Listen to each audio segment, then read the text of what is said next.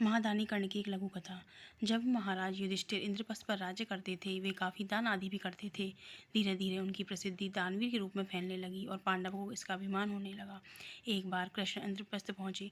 भीम और अर्जुन ने युधिष्ठिर की प्रशंसा की कि वे कितने बड़े दानी हैं। तब कृष्ण ने उन्हें बीच में ही रोक दिया और कहा, हमने कर्ण जैसा दानवीर और नहीं सुना। पांडवों को यह बात अच्छी नहीं लगी। भीम ने पूछ ही लिया, कैसे? कृष्ण ने कहा कि समय आने पर बताऊंगा। कुछ ही दिनों में सावन का महीना शुरू हो गया और वर्षा की झड़ी लग गई।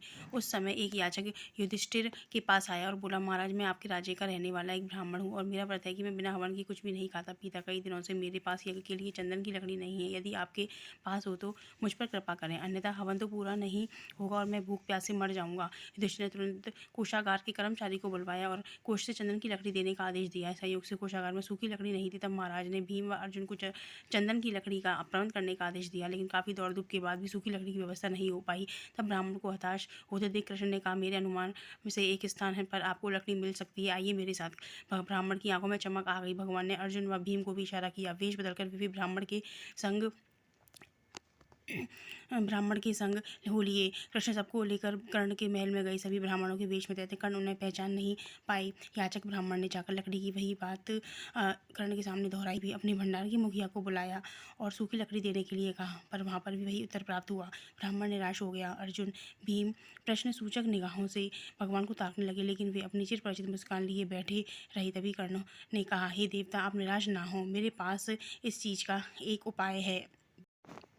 आप निराश ना हो, एक उपाय है मेरे पास। उसने अपने महल के खिड़की दरवाजों में लगी चंदन की लकड़ी काट काट कर ढेर लगा दी। फिर ब्राह्मण से कहा, आपको जितनी लकड़ी चाहिए कृपा कर ले जाइए। कर्ण ने लकड़ी पहुंचाने के लिए ब्राह्मण के साथ अपना सेवक भी भेज दिया। ब्राह्मण लकड़ी लेकर कर्ण को आशीर्वाद देते हुए लौट गया। पांडव व श्री कृष्ण भी लौट आए। वापस आकर भगवान ने कहा, साधारण अवस्था में दान देना कोई विशेषता नहीं है। असाधारण परिस्थिति में किसी के लिए अपने सर्वस्व को त्याग देने का नाम ही दान है। अन्यथा चंदन की लकड़ी के खिड़की द्वार तो आपके महल में भी थे। हमें ऐसे कार्यों में संलग्न करना चाहिए कि भगवान स्वयं हमें देखें।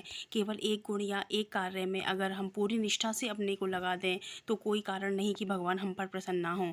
कर्ण ने कोई विशेष कार्य नहीं किया, किंतु उसने अपना यह नियम भंग नहीं होने दिया कि उसके द्वार से कोई निराश नहीं लौटेगा। जय श्री कृष्ण।